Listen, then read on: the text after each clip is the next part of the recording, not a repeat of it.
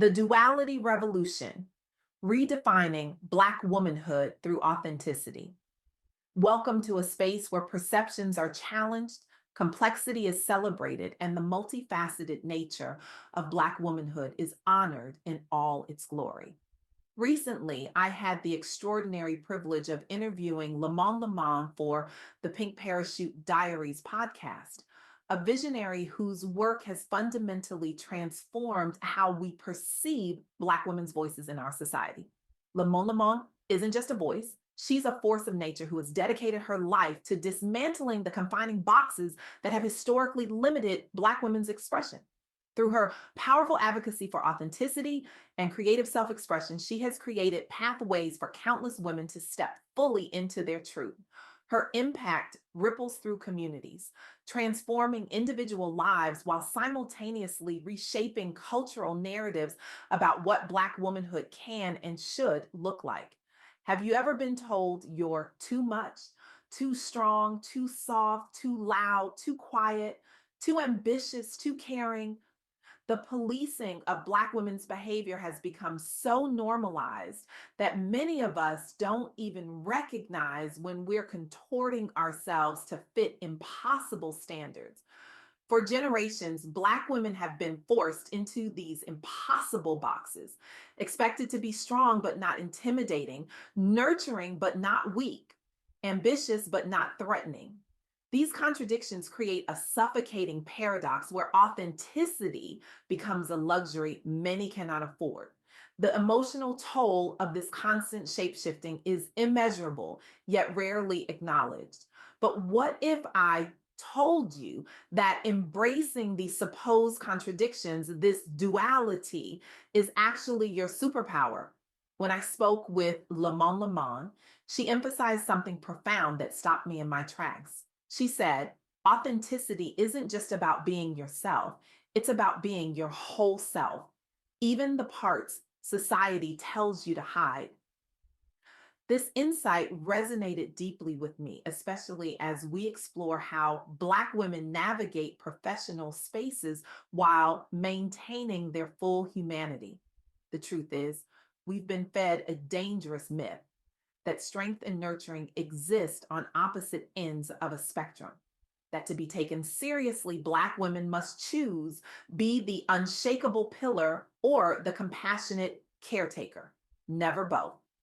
This false dichotomy has fractured how we show up in the world, forcing many to compartmentalize their identities to fit into spaces never designed for them.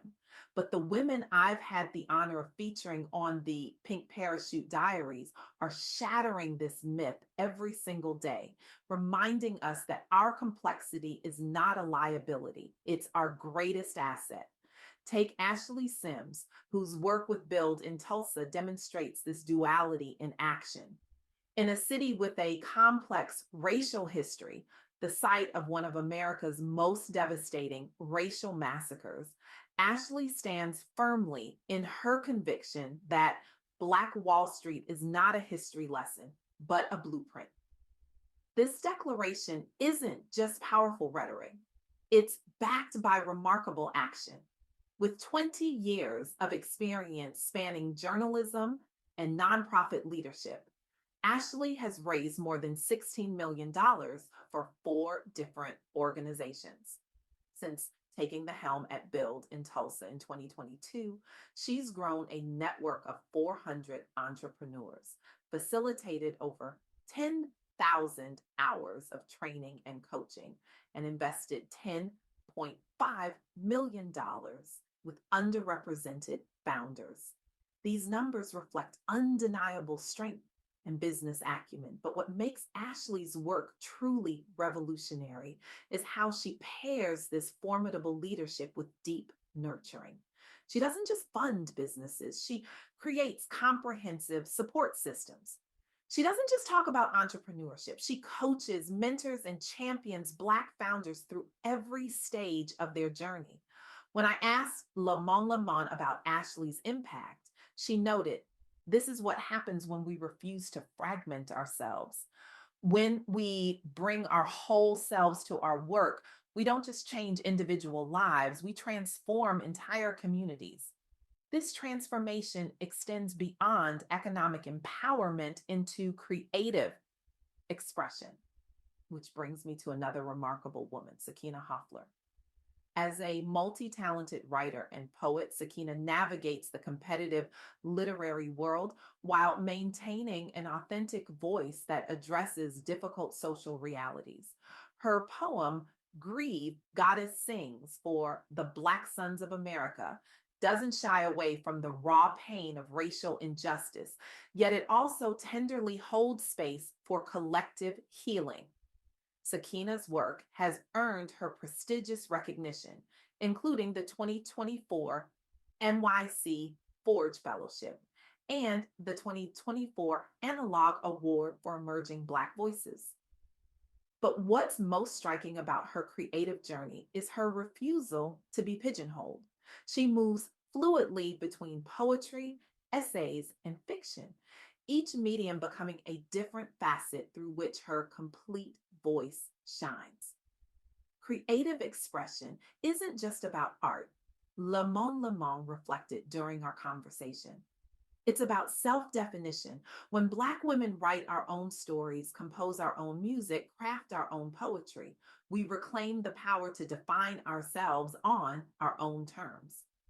This self definition is revolutionary in a world that constantly attempts to flatten Black women's experiences into convenient stereotypes. It's why platforms created by and for Black women are so essential to this cultural shift. Consider the hosts of Girl, Call Me with Tanya and Jessica, who recognized the glaring absence of spaces where Black women could discuss sensitive topics like health disparities, body image, stress, and hypervigilance. Their podcasts emerge from what they call Girl Call Me moments, those instances when you desperately need to connect with someone who truly understands the unique experiences of navigating the world as a Black woman. What makes their platform so powerful is how it simultaneously demonstrates strength and nurturing. It takes tremendous courage to address topics often considered taboo or uncomfortable. Yet, in creating this space, they're nurturing a community where Black women can hear their experiences validated and normalized. During my interview with Lemon, she emphasized how these women exemplify a truth that's been obscured for far too long: the ability to be both strong minded and nurturing isn't a contradiction, it's our natural state. The contradiction is in a society that forces us to choose. This insight cuts to the heart of what I've observed across countless interviews. The most impactful Black women leaders aren't those who've mastered being one dimensional. They're the ones who've reclaimed their right to complexity, to be fierce advocates and compassionate mentors, to speak hard truths and create spaces of belonging, to challenge systems and nurture growth. As Maya Angelou wisely noted, I am a woman, phenomenal woman, that's me. This celebration of womanhood in all its complexity continues to inspire generations of Black women to embrace their multidimensional nature. But embracing this duality isn't just personally fulfilling, it's professionally transformative. Research consistently shows that diverse leadership approaches drive innovation and create more inclusive workplaces.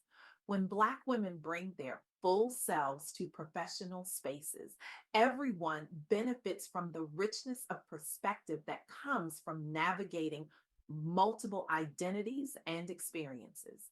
Of course, there's a very real cost to authenticity in spaces that weren't designed for us. Le Monde didn't minimize this reality during our conversation. Being your authentic self in hostile environments requires tremendous courage, she acknowledged. Not everyone has the privilege or safety to do so in every context. This acknowledgement is crucial. The burden shouldn't fall solely on individual Black women to change systems by simply being themselves. Organizational cultures, leadership structures, and societal norms must evolve to value the full spectrum of leadership styles and personal expressions. Yet, even as we work toward these broader changes, there's profound power in recognizing that the compartmentalization many of us have been forced into isn't natural. It's a response to external pressures that were never about our well being. So, what does this mean for you, for all of us? This isn't just a conversation about identity, it's a call to revolution, a revolution that begins with how we see ourselves and extends to how we transform the world around us. If you're a Black woman, I challenge you to interrogate the ways you've been taught to fragment yourself. What parts of your personality have you been hiding? What aspects of your leadership have you been downplaying? What would it look like to bring your full, glorious, complex self into every room you enter? If you're not a Black woman, I challenge you to examine how you might be perpetuating these false dichotomies. How might you be contributing to environments where Black women feel they must choose between being respected and being authentic? How can you actively create spaces that honor and celebrate the full spectrum of Black women's expression? For organizations, this means moving beyond superficial diversity initiatives to create cultures where multidimensional leadership is not just accepted, but valued. It means recognizing that the most innovative solutions often come from those who bring diverse perspectives and approaches to the table. The revolution I'm calling for isn't comfortable. It demands that we confront our own internalized limitations. It requires that we challenge systems designed to keep us small. It asks us to imagine new possibilities for leadership, for community, for humanity itself. But as Le Monde reminds us, when we dare to be our whole selves, we create ripples that extend far beyond our individual experience. We create permission for others to do the same.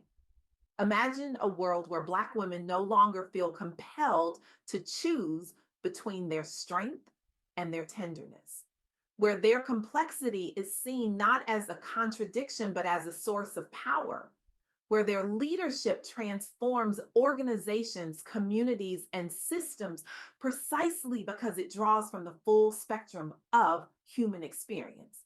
That world isn't just possible, it's emerging right now through the work of women like Ashley Sims, Sakina Hoffler, and countless others who refuse to be reduced to a single dimension. So I leave you with this: embrace your contradictions, honor your complexity, bring your full, glorious, multidimensional self to everything you do. Because the revolution we need, the transformation our world is crying out for, begins with the courage to be authentically, unapologetically whole. The duality revolution isn't coming, it's already here, and it begins with you.